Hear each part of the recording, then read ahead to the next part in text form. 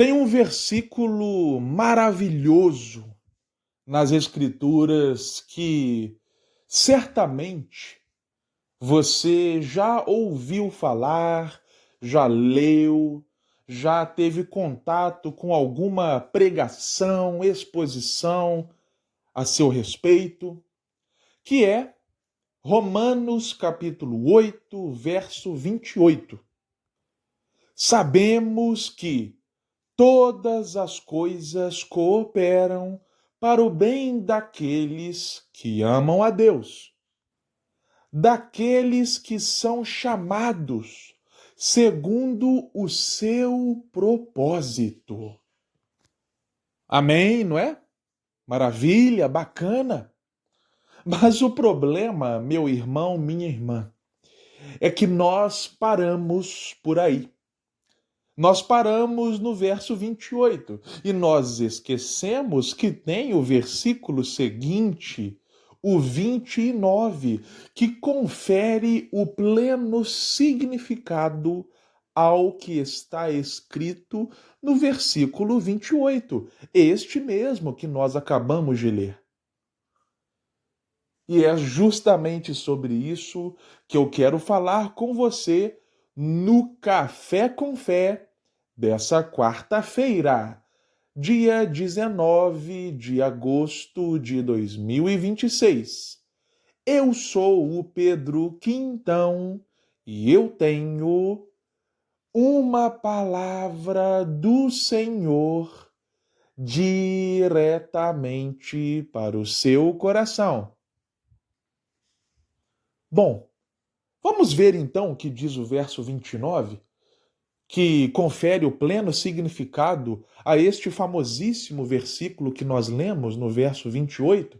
Vamos lá. Pois aqueles que de antemão conheceu, também os predestinou para serem conformes à imagem do seu Filho, a fim de que ele seja o primogênito entre muitos irmãos. Em outras palavras, todas as coisas cooperam para o bem daqueles que amam a Deus, para aqueles que são chamados segundo o seu propósito. Mas como assim? Que bem é esse? Que cooperação é essa? Cooperação em vista de qual bem? E para qual propósito? É para aqueles que Deus antes conheceu e predestinou para serem conformes à imagem do seu Filho. Falando português claro, todas as coisas cooperam para o nosso bem, no sentido de que este bem que a Bíblia se refere é sermos mais parecidos com Jesus. As coisas que acontecem conosco, que Deus permite, que Deus governa soberanamente, que Deus escreve em nossa história, como disse o salmista, todos os nossos dias estão escritos no livro da vida, tem o propósito de nos moldar, de nos fazer mais parecidos com Jesus. Veja o caso do apóstolo Pedro, por exemplo. Pedro era um cara impulsivo. Ele era o primeiro a falar, ele era o primeiro a agir, foi o primeiro que respondeu a Jesus quando Jesus perguntou quem ele era na visão dos discípulos. Pedro foi lá e falou: Tu és o Cristo, o Filho do Deus vivo e tal. Quando Jesus apareceu andando sobre o mar e os discípulos acharam até que era um fantasma, Pedro foi o cara que falou: Não, então já que é o Senhor, me faz andar sobre as águas também. Pedro era o primeiro, foi o primeiro a sacar a espada para defender Jesus e acabou cortando a orelha do soldado romano Malco. Era o primeiro a tudo. Só que Pedro passou pelo episódio da negação, né? Talvez se não fosse esse episódio da negação de Pedro, no qual Pedro cometeu um erro tão grave quanto o de Judas Iscariotes, porque se Judas vendeu Jesus, Pedro negou Jesus na hora que Jesus mais precisava dele. Se não tivesse esse episódio na Bíblia, poxa, a história de Pedro seria a história de um super-herói, né? Só fez coisas bacanas ali, andou sobre as águas, recebeu o elogio de Jesus. Bem-aventurado és tu, Simão Barjonas, porque não foi carne ou sangue que te revelou. Recebeu as chaves do reino. Talvez a história de Pedro seria, né, só sucesso ali. Todo mundo ficaria de queixo caído. Fala, pô, Pedro é um alienígena, é um super-herói, só viveu coisa top com Jesus. Mas aí tem aquele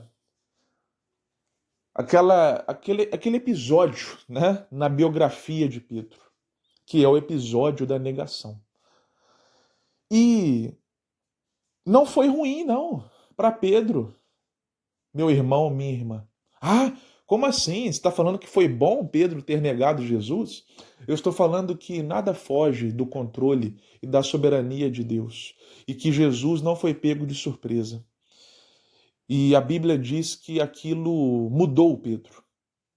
Porque certa vez Jesus virou para Pedro e falou assim: olha, hoje você faz o que quer, né? É aí impossível, etc, etc. Estou aqui parafraseando. Mas quando você estiver mais velho, você será carregado pelos braços. Jesus não estava falando de uma questão aqui de idade biológica, de quando Pedro ficasse idoso, ele precisaria de auxílio para se locomover. Não. Jesus estava falando de maturidade espiritual. Ou seja, Pedro, hoje você é menino na fé, você é neófito. Você quer ser o primeiro a falar, é o impulsivo, age muito pela força do seu braço, Pedro. Mas quando você estiver mais maduro, mais calejado na fé, você vai aprender a se deixar ser guiado e levado pelo Espírito Santo. E foi justamente isso que aconteceu. Pedro, no livro de Atos, é um novo Pedro. É um Pedro que vive mais pela graça. É um Pedro que foi usado pelo Espírito Santo para falar com autoridade diante do Sinédrio. É um Pedro que, como diz a tradição, ele, quando estava fugindo de Roma por causa da perseguição, ele teve uma visão de Jesus entrando em Roma, e aí não era mais o Pedro que negaria Jesus, mas sim o Pedro que voltaria para Roma e pediria para ser crucificado de cabeça para baixo, porque ele não se achava digno de morrer como seu Senhor. Então, tudo coopera para o nosso bem, mas o nosso bem, segundo a palavra de Deus, significa sermos mais parecidos com Jesus. Não é o bem que nós queremos no nosso dicionário, do tipo, bem para mim é ter um carro zero na garagem, é ter o celular da última geração, é ter tudo de bom e do melhor, é os meus sonhos serem realizados. Não, isso não é o bem que a Bíblia está falando. Não quer dizer que Deus não nos possa abençoar nesse sentido, mas bem não se restringe a isso. Bem é, primordialmente, sermos mais parecidos com Jesus. Portanto, meu irmão, minha irmã, quando acontecer algum problema, alguma adversidade, alguma situação que vai suscitar dúvidas e questionamentos da sua parte, lembre-se, tudo coopera para o bem. Às vezes você não entende como que essa situação que você está vivendo pode contribuir para algum bem. Mas recorde-se que bem é ser mais parecido com Jesus. Às vezes Deus nos coloca no olho do furacão para nos ensinar a depender mais dele, a confiar mais nele, a agir menos pelas nossas próprias forças, pelo nosso diploma, pela nossa quantia no banco, pela nossa aparência, enfim, tudo aquilo que vem de nós, ou que podemos aqui elencar, menos isso e confiar mais na graça e no agir de Deus. Amém? E se você foi abençoado, edificado com essa palavra de Deus para sua vida, deixe o seu like, a sua curtida, se inscreva no canal do YouTube e envie essa mensagem para alguém. Com certeza tem alguém que está precisando ouvir essa palavra que é viva e eficaz.